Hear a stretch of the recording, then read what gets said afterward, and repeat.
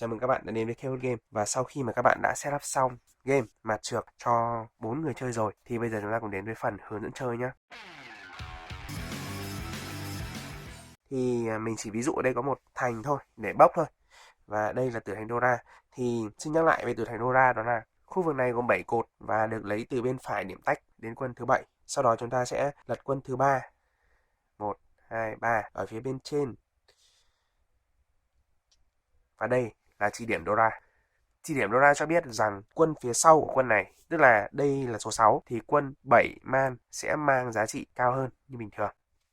Và sau khi đã xác định tử thành Dora rồi thì chúng ta sẽ bắt đầu cuộc chơi. Và tất nhiên là nhà cái hướng đông sẽ là người đi đầu.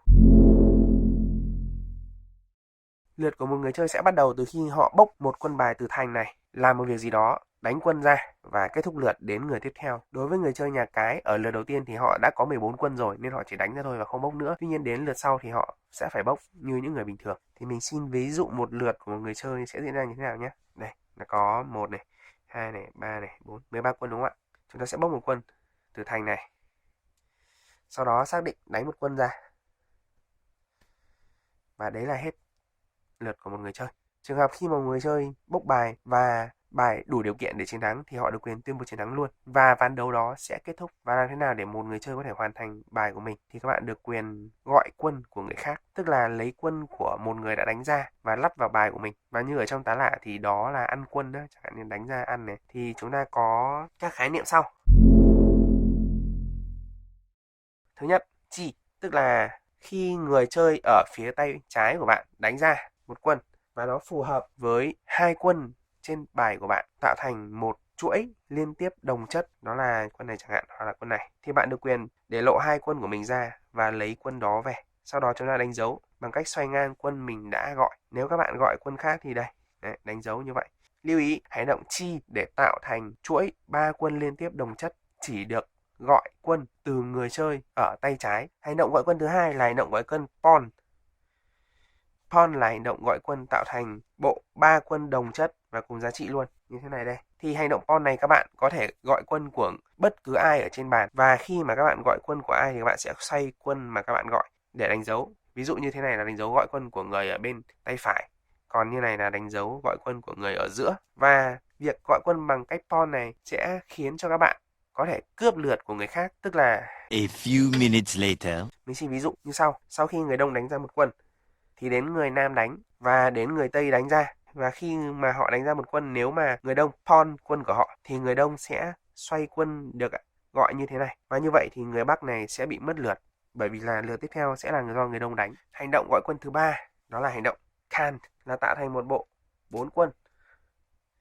Chúng ta có 3 loại can. Thứ nhất, can kín, tức là bạn tự bốc lên 4 quân này. Và khi các bạn quyết định gọi can kín, các bạn sẽ bỏ bộ này ra, úp 2 quân xuống và ngửa 2 quân lên. Sau đó lật quân Dora ở phía bên phải của quân Dora gần nhất. Rồi bốc một quân ở tử thành phía đầu này. Lưu ý bốc từ trên xuống dưới nhé, và từ ngoài vào trong. Thì bốc xong, nếu như bạn gọi can tiếp thì chúng ta sẽ lặp lại như ban đầu. Còn nếu không thì chúng ta sẽ đánh ra.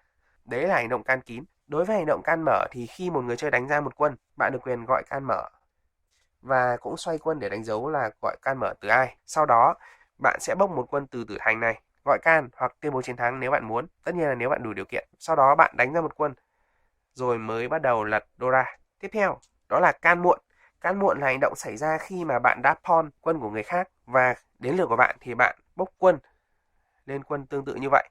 Bạn được quyền gọi can muộn bằng cách là để quân đó lên quân mà bạn đã ăn như thế này để đánh dấu đây là can muộn. Sau đó bạn sẽ bốc một quân từ tử thành như thế này, tuyên bố chiến thắng hoặc gọi can.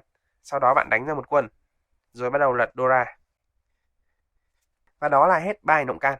3 hành động can này khác nhau ở thời điểm lật Dora và đánh quân. Tuy nhiên là hành động can kín là hành động chuẩn, còn những hành động can muộn hay can mở thì do luật của trận đấu mà các bạn chơi quyết định. Vừa rồi là các hành động gọi quân. Lưu ý một chút khi các bạn gọi quân, các bạn không được gọi quân theo kiểu hoán đổi như thế này. Thứ nhất, khi các bạn đã có bộ 6, 7, 8 hoặc là 7, 8, 9 gì đấy, hay là một cái bộ 3 quân liên tiếp như thế này, và khi mà đối phương đánh ra một quân 6 chẳng hạn, và bạn xác định là chi, thì bộ của bạn trở thành 6, 7, 8. Tất nhiên bạn sẽ không được đánh con 9 này ra, và đến lượt sau bạn mới được đánh ra. Bởi vì đây là luật, là bạn sẽ không được cho biết là bạn đã phá bộ ra ngay trong lượt đấy để bạn đánh. Hoặc là khi mà bạn đã có sẵn 3 quân này ở trên tay rồi và đối phương đánh ra quân còn lại, bạn cũng được quyền gọi nhưng bạn không được quyền đánh quân bạn có sẵn này ra. Bởi vì đây là một dạng theo kiểu đội quân đó. Nó trong lần mặt trượt chúng ta không được làm như vậy. Đấy là một chút lưu ý về phần gọi quân. Và bây giờ chúng ta cùng đến với khái niệm hoàn thành bài. Hoàn thành bài tức là khi các bạn có đủ điều kiện, tức là bạn đã có 13 quân rồi và cộng thêm một quân thứ 14 nữa là bạn đã có đủ 4 bộ và một đôi. Tuy nhiên, như ở video trước mình nói, hoàn thành bài là một điều kiện cần thôi. Điều kiện đủ của bạn là phải có một gia cư. Và tất nhiên là gia cư mình sẽ không nói trong video này. Và khi mà các bạn có 13 quân như thế này và đang chờ quân thứ 14 để hoàn thành bài thì đây là trạng thái chờ hoàn thành bài, hay còn gọi là trạng thái tenpai hoặc là tenpai. Vậy, khi mà một người chơi chỉ chờ một quân nào đó để hoàn thành được bài của mình thì chúng ta xác định người đấy đang ở trạng thái tenpai. Và khi mà đang ở trạng thái tenpai tức là bạn đã khá là an toàn để có thể chạm được chiến thắng rồi. Và các bạn xin lưu ý ở đây là khi mà một người chơi đang ở trạng thái tenpai và tiến tới trạng thái hoàn thành bài, chúng ta sẽ có khái niệm đó là run, tức là gọi một quân của người chơi khác để biến bài của mình từ tenpai thành trạng thái hoàn thành như thế này. Và khi các bạn run thì bạn được quyền run của bất cứ ai ở trên bàn và có thể run để hoàn thành bài khi đó là một quân của bộ 3 quân giống nhau hoặc là của một bộ 3 quân liên tiếp đồng chất đều được nhé. Tức là khi run bạn được quyền run của ai cũng được để bạn hoàn thành bài. Khái niệm thứ hai đó là khi mà bạn ở trạng thái tenpai và hoàn thành bài bằng cách bốc quân thì đây người ta gọi là sumo. Thì sumo tức là đơn giản thôi, bạn bốc quân từ thành và nó làm cho bài của bạn hoàn thành. Thì khi các bạn run á, người nào cho bạn run người đấy phải chịu hậu quả. Còn khi các bạn sumo thì tất cả những người chơi trên bàn đều phải chịu hậu quả. Chúng ta có một lưu ý đấy là không phải là bạn chờ cái gì thì bạn cũng có thể về nhé. Ở trong bàn trượt Richi Nhật Bản có một khái niệm gọi là Furiten.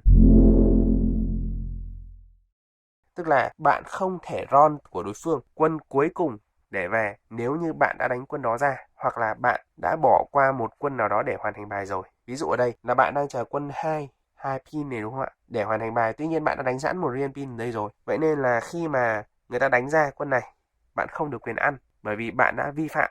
Tức là bạn đã đánh ra quân có thể hoàn thành bài của mình rồi. Và trường hợp này các bạn chỉ có thể bốc bài để về thôi, gọi là sumo, còn bạn không được quyền run. Trường hợp khác đó là bạn đã bỏ qua một cơ hội có thể mang lại chiến thắng cho bạn rồi thì bạn sẽ bị free ten đến khi mà bạn đổi quân đến nước khác. Ví dụ ở đây các bạn có thể thấy là quân 3 đã kết hợp với 4 và 5 để tạo thành một bộ và mang tới chiến thắng cho người chơi này rồi. Tuy nhiên thì người này đã bỏ đi và khi người chơi khác đánh ra quân 6 này thì bạn cũng không được run bởi vì là bạn đã bỏ qua chiến thắng bởi quân 3 này rồi. Vậy nên là nếu mà muốn cứu vãn được trường hợp này ấy, thì bạn sẽ phải phá bộ này đi và xây dựng lại bộ khác để có thể không bị full return nữa. Mình hay nói là khi mà các bạn chờ quân hai đầu ấy mà một đầu bị full return rồi ấy, thì đầu còn lại cũng full return thôi. Nên là đừng cố để giữ lại bộ đấy làm gì, mất công lắm. Vừa rồi chúng ta nói đến cái phần đó là full return vĩnh viễn. Như các bạn thấy ở đây là những quân mình đã đánh ra rồi á, nó gọi là vĩnh viễn. Chúng ta sẽ phải sửa sai bằng cách là xây lại từ đầu, tức là mình sẽ bỏ những cái cũ đi và xây dựng cái mới. Bây giờ chúng ta đến với khái niệm full return tạm thời. Full return tạm thời tức là bạn không bị là đánh ra những cái quân và nó làm cho bài của bạn trở thành bài chết ạ. Nhưng mà khi mà bài của bạn đủ điều kiện thì bạn bỏ qua chiến thắng. Tức là như thế nào? Khi người chơi bên cạnh này đánh ra quân 3 này, bạn đang trở về đúng không ạ? Và bạn quyết định là không run thì bạn đã vi phạm và chúng phải full return tạm thời. Tức là trong vòng một vòng chơi này, kể cả những người chơi khác có đánh ra những cái quân mà bạn có thể run được, bạn cũng không thể run để về cho đến khi bạn bốc quân tiếp theo và đánh.